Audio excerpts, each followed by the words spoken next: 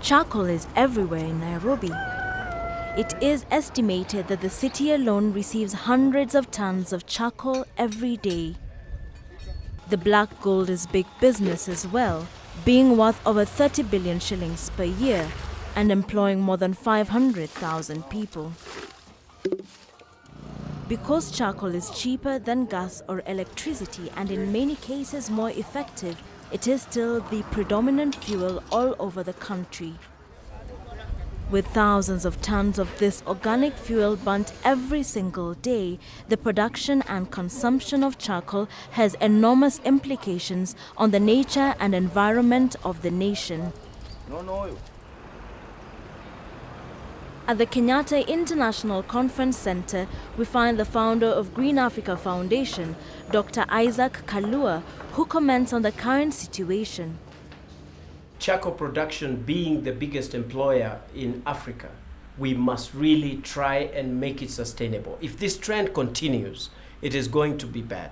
We are going to have issues of desertification because we are losing millions and millions of trees every single day. We are also going to have clearly livelihoods affected because people are going to lose jobs. People are going to lose a lot of activities that they are related on. We are going to have climate change related issues, including diseases that come with it. We are also going to have loss of livestock in this region. And this must stop. This is something that must never be allowed to continue. Individual choices also play a vital role to reduce the overall charcoal consumption. At a workshop in Kitengela, Wakioro has embarked on the production of stoves that burn charcoal more efficiently.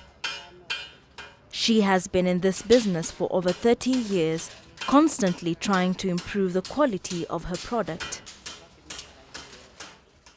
15 workers are currently employed at the workshop, carrying out a variety of specialized tasks in the production chain.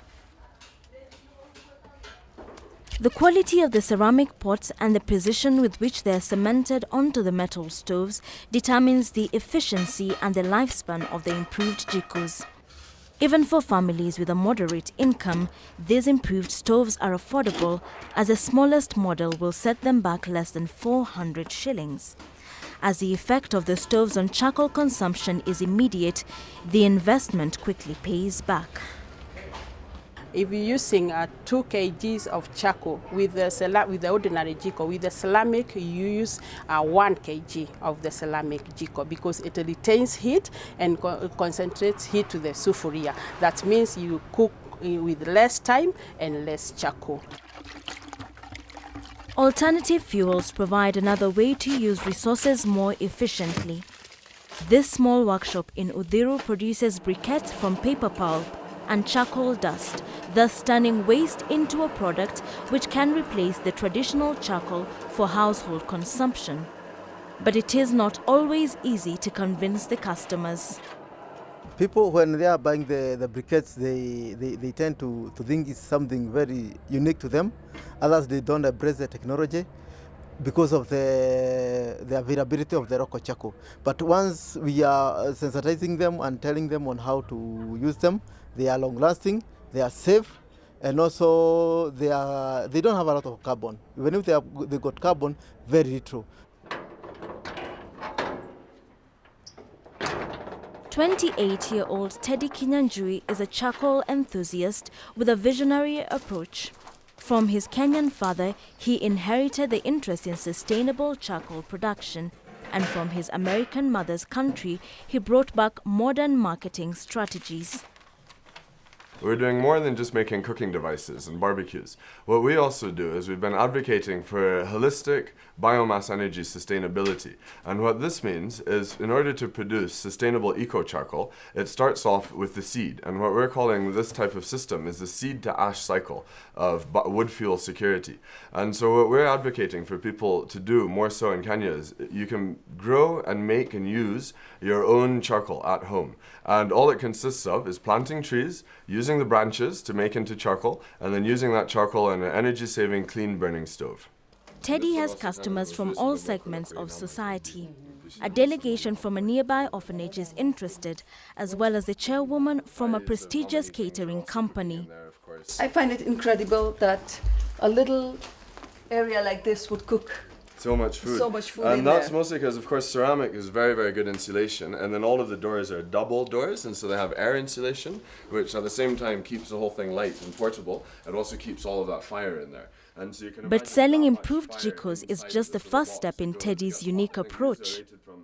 The whole process of charcoal manufacturing, you don't actually have to even use trees or wood at all. One thing we've been doing a lot of different trials and experiments with is different sources of sustainable feedstock. And so we've had good success with things like bamboo, you can see comes out and makes perfectly good charcoal. You can use maize cobs even to make into charcoal. Coconut husks, the nut itself. The core is a bit light charcoal, but the nut itself is very good. You can also use, we've been experimenting with some of the flower farms. You can imagine these are the bottom from roses, the rose waste when they're finished. And so you can carbonize those into a very nice sort of lump wood type of charcoal. But for me personally, the biggest thing that I'm really a proponent of and highly advocate is growing your own trees, especially when starting from seed, because that brings the cost of tree planting down to almost even $1 a tree. And so you can imagine what we're really trying to advocate is for dry land, indigenous multi-use trees. And so not only can you get charcoal from growing these trees from the branches, but you also get nitrogen fixing and bee forage and eventually even timber from some of the different species. And so we've been really trying to get people more excited about not only do you plant trees for energy security, but for soil retention and water retention, all these different sort of, trickle down ecological effects that they bring back to you. And at the end of the day, economic effects. Harvesting the branches of trees and turning them into charcoal is a further step in Teddy's holistic approach. His products include small kilns, which are easy and reliable to operate. A garden with 30 acacia trees, for example, can provide sustainable plant material to produce enough charcoal for an average family for 1 year.